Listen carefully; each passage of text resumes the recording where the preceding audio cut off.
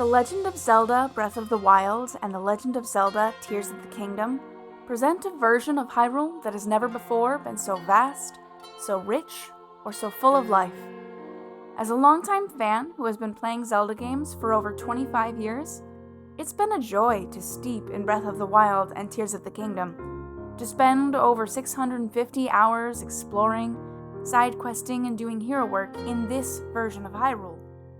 And so, knowing full well that Tears of the Kingdom will probably be the last entry in the franchise with this particular cast of characters, I thought it would be nice to do a little something special to commemorate that journey.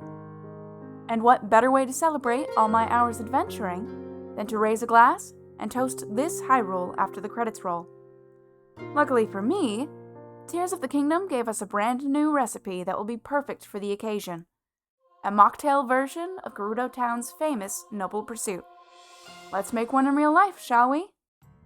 Now, before we start, a few disclaimers.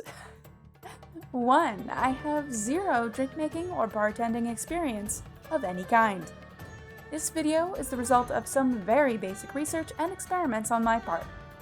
I am deeply unqualified to be making any sort of drink tutorial. You've been warned. That being said, if you're still down to make a fun, albeit possibly mediocre Zelda-themed drink with me, then great! Let's move on to disclaimer number 2. I present Exhibit A, the official Tears of the Kingdom Noble Pursuit recipe. Look at the drink art. Now look at the ingredients. All 4 of them. Okay, what is this, and tentatively this? None of those ingredients are accounted for in the official recipe.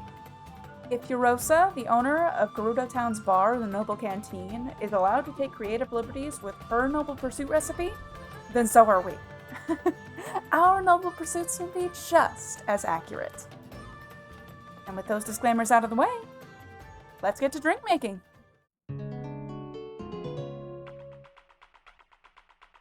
First things first, grab yourself a pretty glass.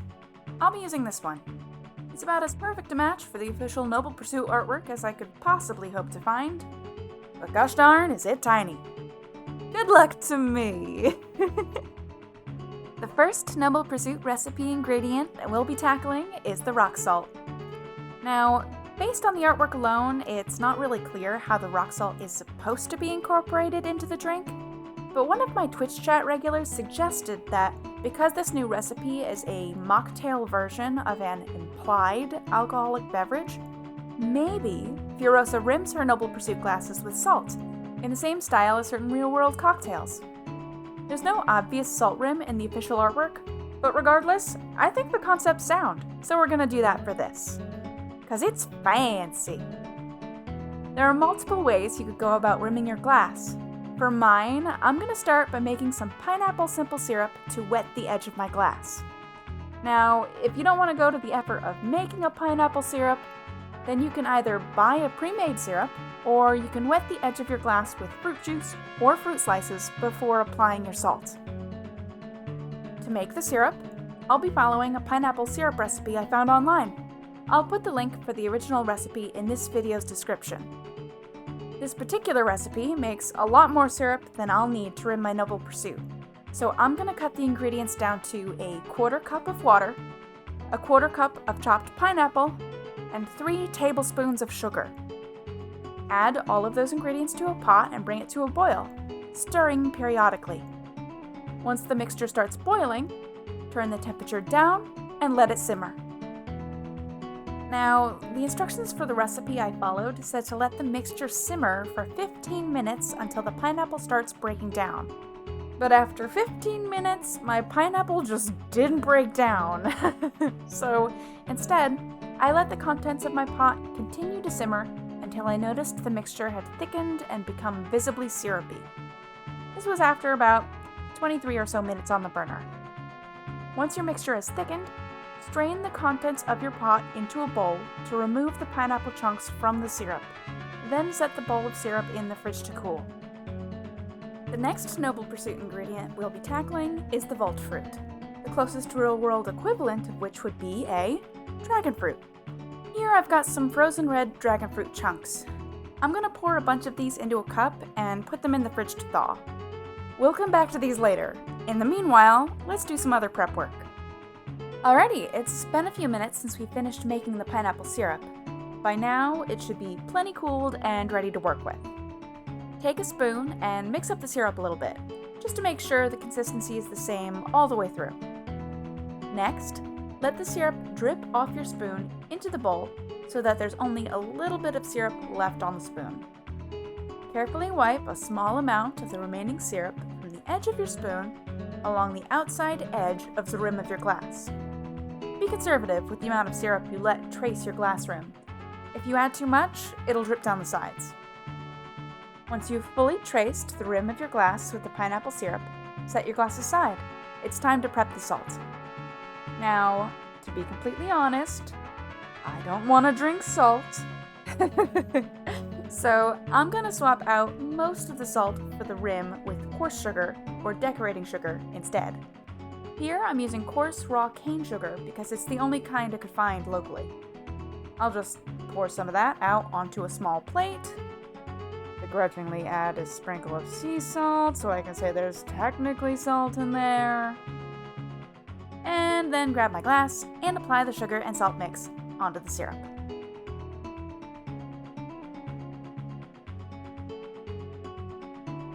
Next, let's start prepping the other garnishes. Along the rim of the official Noble Pursuit artwork is a slice of hydromelon. Hydromelons in Tears of the Kingdom kinda look like a cross between a watermelon and a cantaloupe, having a watermelon's green rind on the outside and a cantaloupe's orange fruit on the inside. So, to satisfy the hydromelon portion of the ingredients list, pick whichever one you prefer. I'm gonna go with cantaloupe here since I think it's a better aesthetic match for the official artwork. Cut a small slice of that and cut a little notch into the slice. For the second fruit garnish, take an apple and do the same thing.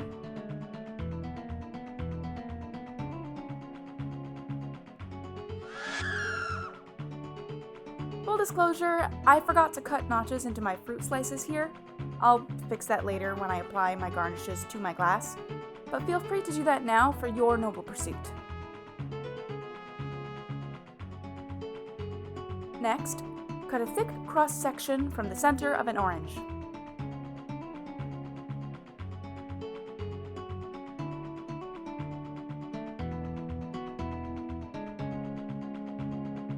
Lay the full cross-section flat and cut the fruit away from the skin. Set aside the fruit. Cut through the remaining circle of peel at one point, opening the circle. Gently twist the peel segment tightly lengthwise. This should produce the spiral shape that we'll need for the final garnish. My advice, don't stretch the peel as you twist it. That's how I accidentally ripped my first attempt at this. Oops.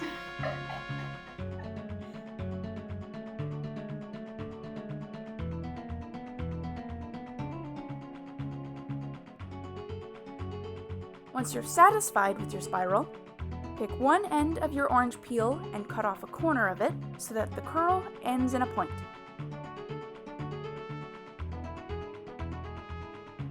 At the opposite end of the peel, cut a downwards angled notch partway across a strip. This will create the hook you'll need to hang the peel along the edge of your glass.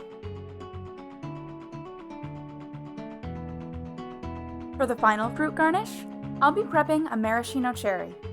Take your cherry and rinse it to remove any excess cherry juice. Gently dry it with a napkin or paper towel, and then skewer the cherry on a cocktail pick or fruit pick. Once that's done, set the entire cherry pick on a small plate and put it in the freezer. I didn't actually freeze this one during my recording session, but I found in subsequent attempts at making this that freezing the cherry helped prevent the cherry juice from sliding into my Noble Pursuit and ruining the juice's color gradient. And with all these garnishes prepped, let's move on to the juices we'll need for this mocktail. For the yellow portion of the Noble Pursuit's color gradient, I'll be using pineapple juice. Specifically, I'm using this organic pure pineapple juice made by Lakewood. The reason why I'm choosing this specific juice is because of the sugar content listed on the nutrition label. The sugar content is important because of how we're going to achieve the Noble Pursuit's color gradient. If we want the juices to layer properly without blending, then the bottom juice needs to be denser than the top one, and there needs to be enough of a difference between the densities of the two juices so that they don't just blend completely when layered. For fruit juice, the amount of sugar and/or fruit in the juice will affect its density. So we'll need either a pureed juice or a juice with a relatively higher sugar content for the bottom portion of our mocktail. There's no specific amount necessary for this part, but I'd recommend making sure you fill at least half of your glass. Before you do that though, I gotta mention one thing.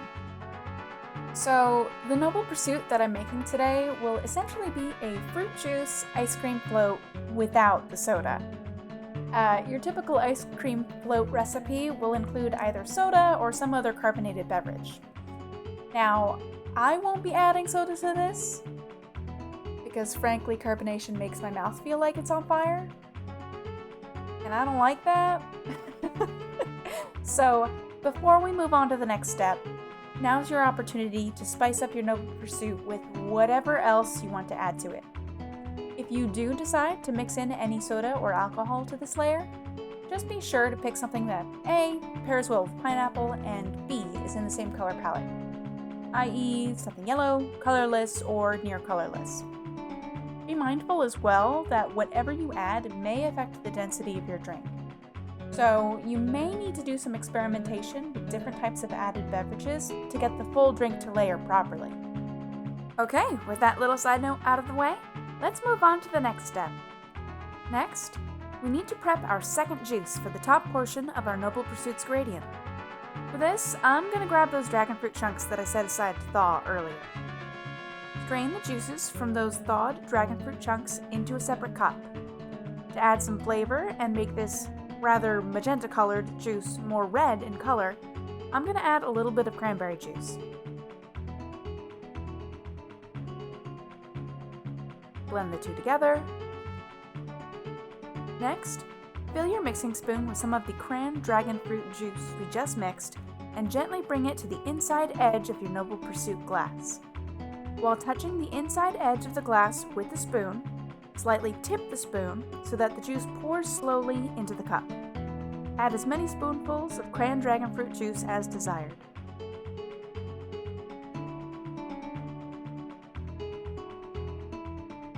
At this point, you can slide your fruit garnishes onto the edge of your glass. Admittedly, I put the fruit garnishes on the wrong side for the camera here, but if you'd like to match the official recipe artwork, then you'll want to add them to the left-hand side of your glass in this order. The apple slice first, towards the back, the melon slice in front of that, the orange peel next, and then the cherry pick last towards the front. With the garnishes done, it's time to finish my Noble Pursuit. I still have one more recipe ingredient to account for though: palm fruit. Tears of the Kingdom's palm fruit look like real-life green coconuts, which, fittingly, belong to the palm tree family. So, to satisfy the recipe's palm fruit requirement, I'll be adding a scoop of coconut ice cream to the top of my Noble Pursuit.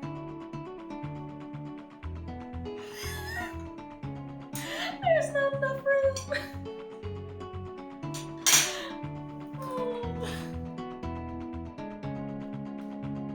Lastly, top the whole thing off with a basil leaf, and with that, this Noble Pursuit is complete. It's dripping. Don't pour it as high as I did.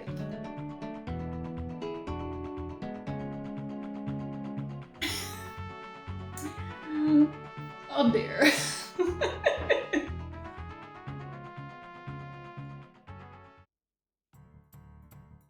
And there you have it. One real-life Noble Pursuit recipe for all your Zelda-related celebrating needs. Now, if you'll excuse me, I gotta go show a certain Demon King who's boss. Cheers, and thanks for watching.